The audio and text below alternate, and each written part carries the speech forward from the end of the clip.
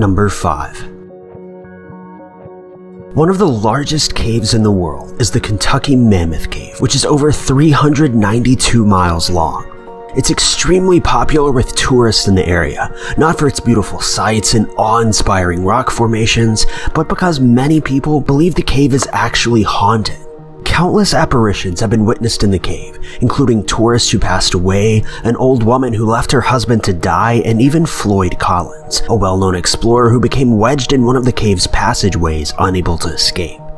According to a group of paranormal investigators, a group of park rangers in the area have spotted numerous visitors who don't seem to belong, such as individuals who are dressed in 1800s-style clothing, who appear to be hesitant to make contact with other members of the tourist group, lingering back a decent way.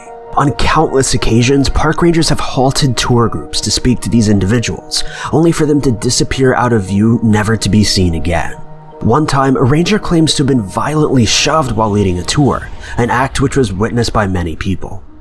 One of the legends surrounding this cave, as previously mentioned, regards a woman who left her husband to die in the cave. The story goes, as a joke, the woman named Melissa left the man in the cave to find his own way back. However, her husband never returned, and his body is still laying somewhere in the depths of the cave, just waiting to be discovered. It's believed that her restless spirit still wanders the cave in search of her husband, with many tourists and park rangers claiming to have heard a woman's voice echoing from deep within the cave after hours. The scariest part is, this isn't just a legend. The story is 100% true and was confessed by Melissa on her deathbed, just moments before she passed away. Another tale surrounding the cave involved the rock climber and explorer named Floyd Collins. Floyd was venturing through the cave one day when he unexpectedly became trapped in a narrow tunnel, following a small piece of rock collapsing and pinning him in by his leg. Floyd was thankfully found, and his friends and family worked to set him free for over 2 weeks, gathering attention of countless media outlets. Though sadly, Floyd passed away 3 days before rescue crews were able to set him free. However, this isn't entirely the reason why it's believed that Floyd haunts this cave. In fact, his haunting is reportedly due to the fact that the owner of the cave allegedly purchased Floyd's deceased body to display at the entrance of the cave as a warning to future cavegoers. His body supposedly remained there for many years before it was ultimately laid to rest in an undisclosed location. Following this, reports have continued to come in of a young man's voice who can be heard in the cave calling for help, though no one is ever there. Number 4.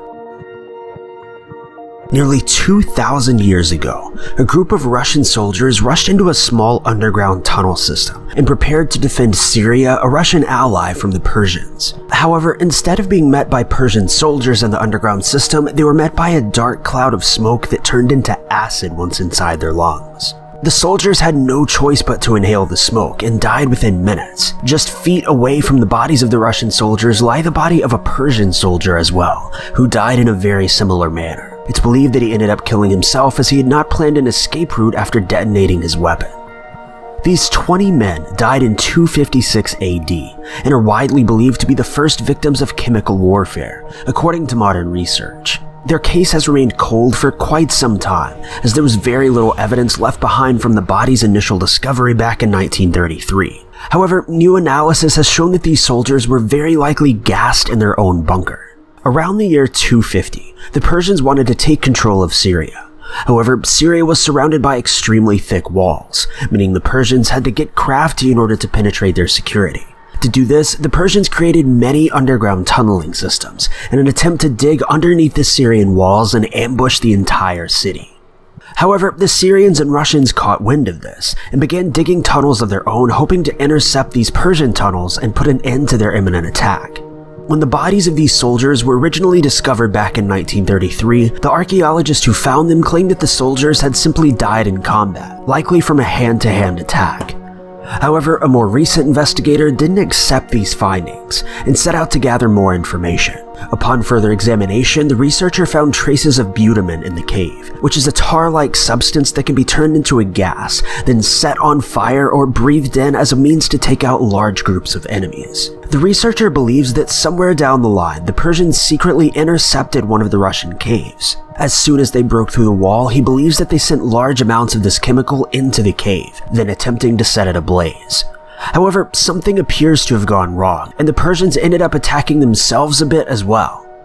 This theory has yet to be 100% proven, though it's widely accepted by most archaeologists. Apparently, once the group of soldiers were discovered, they were simply buried again so that their bodies may rest in peace. Their exact location is currently unknown, leaving us with only speculation as to what may have happened to them. Number 3. Just off the coast of Israel, in the ancient city of Ashkelon, an archaeologist recently made a disturbing find. While exploring the city's old sewers, he came across an oddly large number of small bones. He originally believed these to have been chicken bones, though he was quickly proven wrong.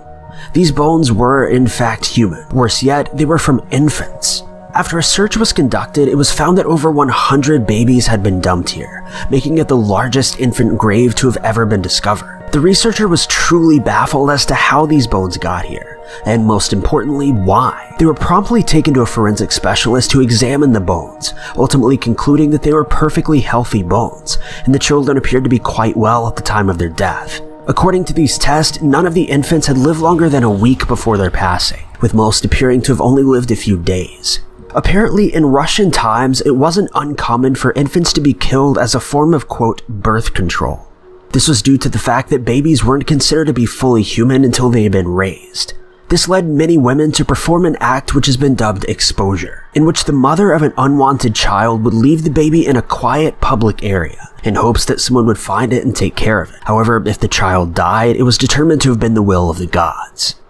However, rather oddly, the infants who were found in Ashkelon did not appear to have been exposed. Rather, they were all intentionally killed. The most widely accepted reasoning for this is due to the location of the bodies, a sewer system just below a bathhouse, an area that was frequented by prostitutes. Because of this, researchers believe that most of these children were born to prostitutes or workers who were employed in the bathhouse, and the children were simply disposed of after birth. What possibly makes this story even worse is that it isn't the only mass grave of babies that have been found in Ashkelon. In fact, in 1912, another 97 infants were discovered, with no research being conducted on their bodies or their cause of death, leading many to assume that murdering infants was fairly commonplace in Ashkelon.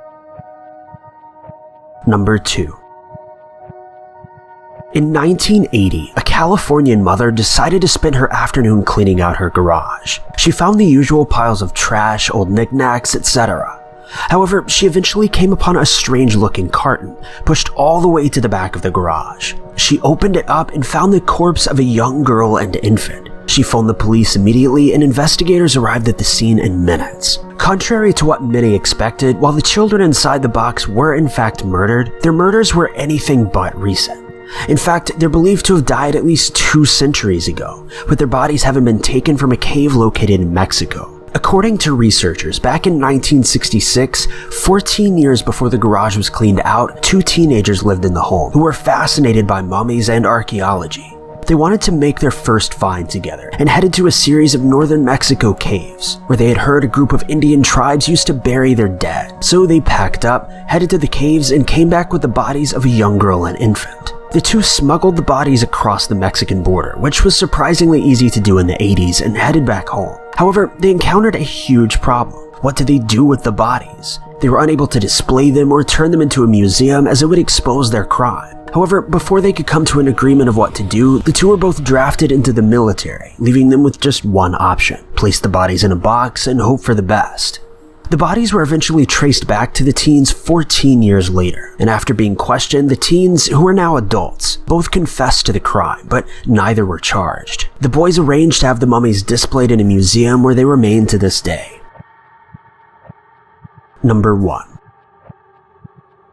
In July of 2017, a body was found in a cave while searching for a missing Irish man named Dean McElwee. At the time of the report, the body was not identified, but police claimed that the body was being sent in for testing and that the immediate family would be notified of the deceased. The body was found after hundreds of volunteers had shown up to search for Dean McElwee at Cave Hill Park near Belfast. Dean had not been seen for many days leading up to this discovery, with his final whereabouts being near a co-op garage. His mobile phones had all been turned off and his bank account had not been used since he withdrew $30 cash from an ATM on the day he went missing. However, just a couple days after the unidentified body was found in the cave, Dean's family was notified and they confirmed that the body was his. However, one question still remains. What was Dean doing in this cave, and how exactly did he die? Neither of these questions have been publicly answered, leaving locals baffled by this strange event. Dean's family has yet to shed any light on the situation, and the fact is, we may never know. Thank you guys so much for watching. If you liked this video, be sure to click that like button. Also, don't forget to subscribe and click that notification bell to keep updated with our videos.